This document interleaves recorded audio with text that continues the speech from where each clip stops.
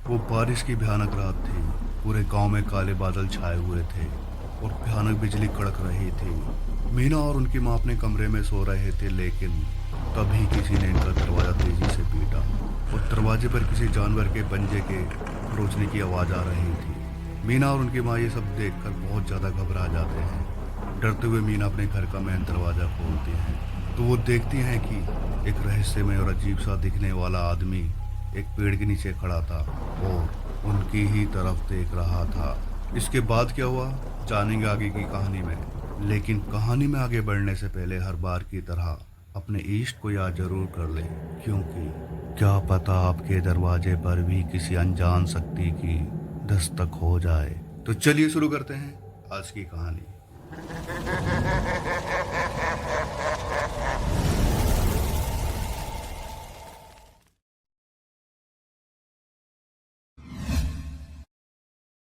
नमस्ते जी, welcome to my YouTube channel Demon Soul fitness and vlogs. और मैं हूँ डीमन। दरवाजे पर दस्तक हमेशा मेहमानों की ही नहीं होती, बल्कि कई बार ये दस्तक कुछ अजनबी एंटिटी की भी होती है, और ख़ासकर जब ये दस्तक आधी रात को हो।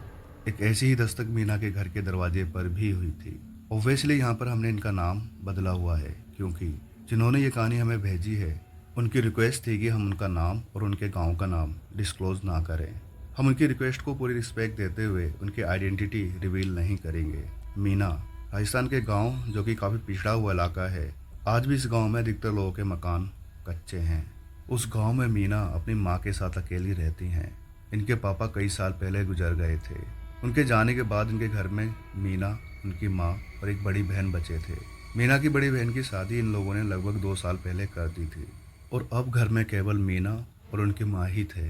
मीना एक स्कूल में पढ़ाती हैं और बाकी के बचे हुए टाइम में वो बच्चों को ट्यूशन भी पढ़ाती हैं, जिससे इनके घर का गुजारा चलता है। मीना कहती हैं इनके जो जीजाजी हैं काफ़ी सपोर्टिव और अच्छे नेचर के हैं। वो इन लोगों की टाइम टू टाइम हेल्प करते रहते हैं।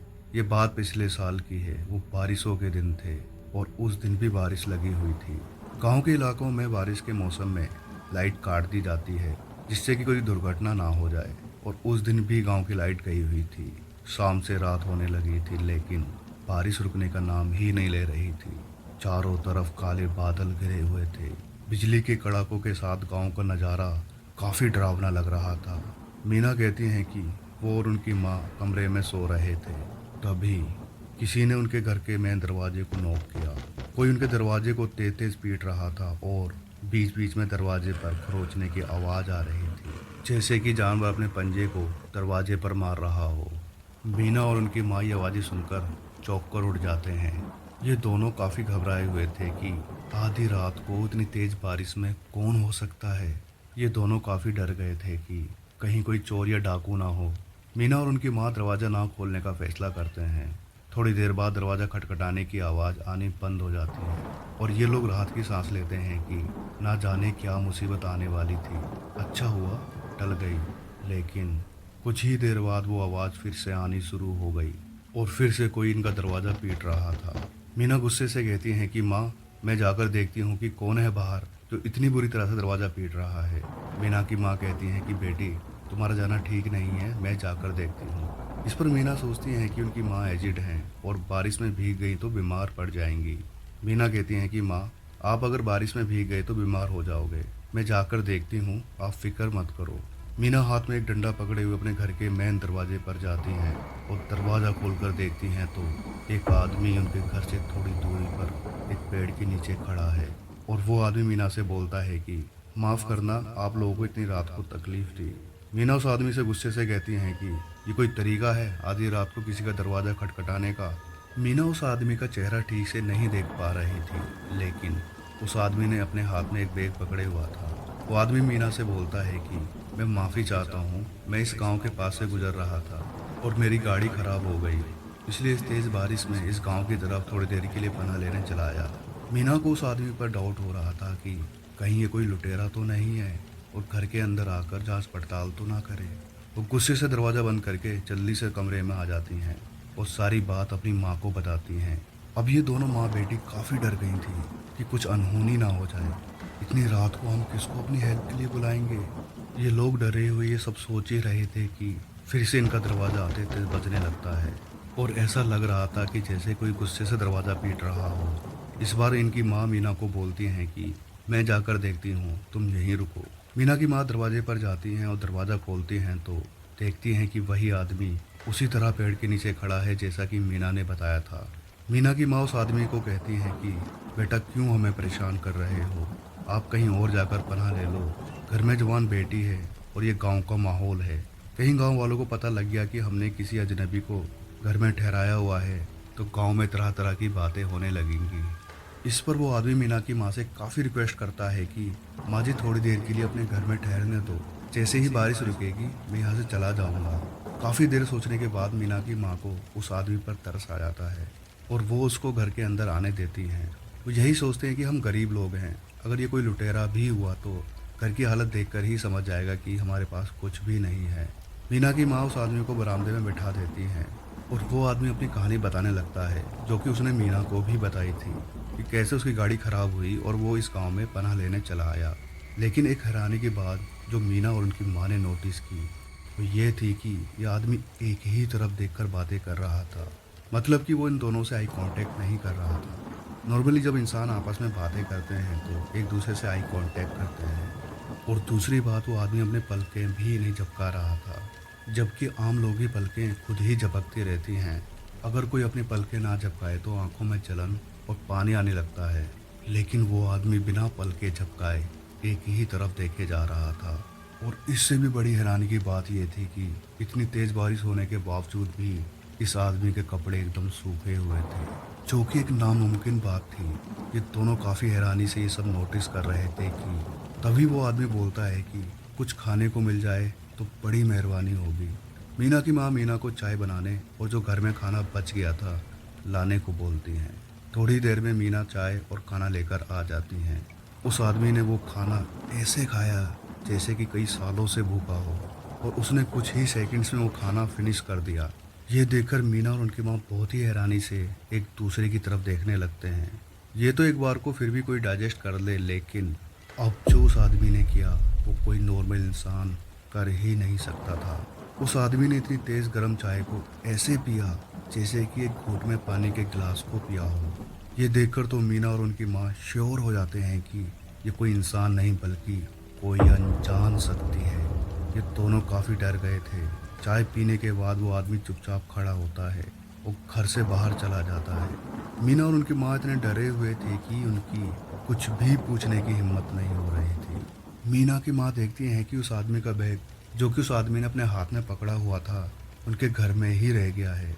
मीना जल्दी से बैग लेकर दरवाजे की तरफ दौड़ती हैं तो देखती हैं कि वो आदमी दूर दूर तक नज़र नहीं आ रहा था। वो चारों तरफ देखती हैं लेकिन उस आदमी का नामो निशान तक नहीं था। ये देखकर मीना बहुत ज़्यादा हैरत और खौफ में थी कि ऐसे कोई इंसान कैसे गायब हो सकता है।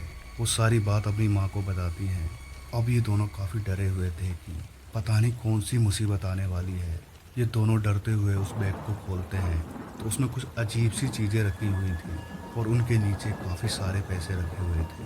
ये देखकर ये दोनों की आंखें फटी की फटी रह जाती हैं। ये लोग पूरी रात डर और घबराहट में निकाल देते हैं।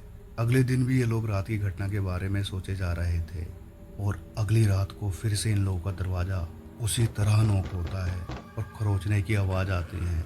ये सब देखकर ये लोग काफ़ी डर गए। पूरी रात इसी तरह आवाज़ें आती रहती हैं। मीना कहती हैं कि कई दिनों तक इसी तरह की आवाज़ें आती रहीं और ये उनके और उनकी माँ के लिए काफ़ी डरावने पल थे। लेकिन एक रात इनके ऊपर एक ऐसी भयानक मुसीबत टूटी कि मीना उस खौफनाक दृश्य को आज भी नहीं भूली हैं।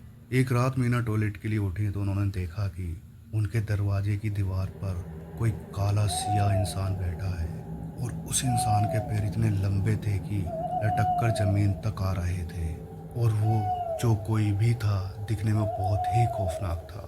ये देखकर मीना चीख मारकर बेहोश हो जाती हैं। उनके चीखने की आवाज़ इतनी तेज़ थी कि आसपास के गांव वाले भी मीना के घर आ गए थे। होश आने पर मीना ने बताया कि दरवाजे की दीवार पर एक बेहद खौफनाक इंसान बैठा हुआ था और उस इंसान के पैर इतने लंबे थे कि लटक कर ज़मीन पर आ रहे थे। इस बात को सुनकर उनकी पड़ोस में रहने वाली एक महिला ने बताया कि उन्होंने भी मीना की छत पर इस भयानक इंसान को देखा है जो कि छत पर इधर से उधर घूम रहा था, और उन्होंने अपने पति को भी उस इंसान को दिखाया था। वो महिला कहती है कि हम लोग काफी डर गए थे। मीना की माँ समझ गई थी कि ये वही इंसान है जो उस रात को उनके घर पनाह लेने आया था। अगली रात को भी उसी तरह इनका दरवाजा नॉक होता है। मीना की माँ दरवाजे के पास जाकर बिना दरवाजा खोले बोलती हैं कि देखो, आप जो भी हो, हमें क्यों इस तरह परेशान कर रहे हो? हमने तो उस रात आपकी मदद की थी और उसके बदले आप हमें इस तरह परेशान कर रहे हो। अगर आप अपना सामान वापस चाहते हो तो मैं आंगन में बैग रख देती हूँ, आप अपना बैग ले लो और फिर कभी वापस मत आना। ये कहकर वो बैग आंगन में रख देती हैं, और जब सुबह होती है तो वो बैग उसी तरह आंगन में रखा हुआ था। ये देखकर ये लोग काफ़ी हैरान थे। मीना कहती हैं कि काफ़ी टाइम तक उन्होंने उस बैग में रखे पैसों को यूज नहीं किया था। उनको डर था कि कहीं ये पैसा इनकी लाइफ में मुसीबत बनकर ना आए, और उस दिन के बाद से उनके साथ फिर कभी इस तरह की कोई घटना नहीं घटी। इन लोगों ने उन पैसों में से कुछ पैसा किसी अच्छे काम के लिए डोनेट कर दिया और बाकी पैसा घर की मरम्मत में लगा दिया। मीना कहती हैं कि इसके बाद से इनको पैसों की तंगी नहीं रही और ये लोग काफ़ी खुशी से रह रहे हैं। लेकिन एक बात समझ में नहीं आई कि क्या वो एक नेक आत्मा थी जो इनकी मदद करने आई थी? अगर ये बात सच है तो वो इंसान मीना को इतने खौफनाक रूप में क्यों दिखाई दिया? क्या आप लोगों के पास इसका जवाब है?